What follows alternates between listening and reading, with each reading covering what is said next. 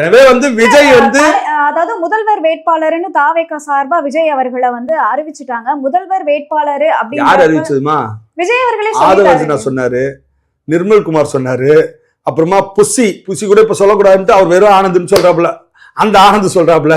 இவங்க எல்லாம் இந்த தமிழ்நாட்டினுடைய மாற்றத்துக்கான தலைவர்களா, இல்ல இந்த தமிழ்நாட்டினுடைய மக்கள் மனதிலே அப்படியே ஆழமா பதிஞ்சிருக்கக்கூடிய தலைவர்களா? இவங்க விஜய் தான் முதல்வர் சொன்னா உடனே ரொம்ப குறைஞ்ச விலைக்கு தான் விற்கிது, குடிச்சிட்டு செத்து முதல்வர் ஆயிடுவாரா? முதல்வர் என்ன கடையில விற்கக்கூடிய ஒரு பொருளா? வேட்பாளர் அவருதான் அப்படின்னு சொல்லியிருக்காங்க. அப்ப அதாவது விஜய் அவர்களுடைய தலைமையில தான் கூட்டணி அமையணும் அப்படின்ற மாதிரி. தலைமையில கூட்டணி தானே தாங்காதுமா. ஒரு தலை பாவம் சின்னதா இருக்கிறாரு, அவ்வளவு பெரிய ஆளு. உனக்கு ஏதோ பைத்தியம் ஆயிட்டாங்க. எவ்வளவு பெரிய தலை, இங்க இருக்கக்கூடிய அரசியல் கட்சி எல்லாம் தலையில தாக்கிடுவாரு அவரு. தலைமையும் தலையில மை வேணா வைக்கலாமா? அதெல்லாம் சிரிச்சுக்கணும். அதை ரொம்ப எப்படி சொல்றது,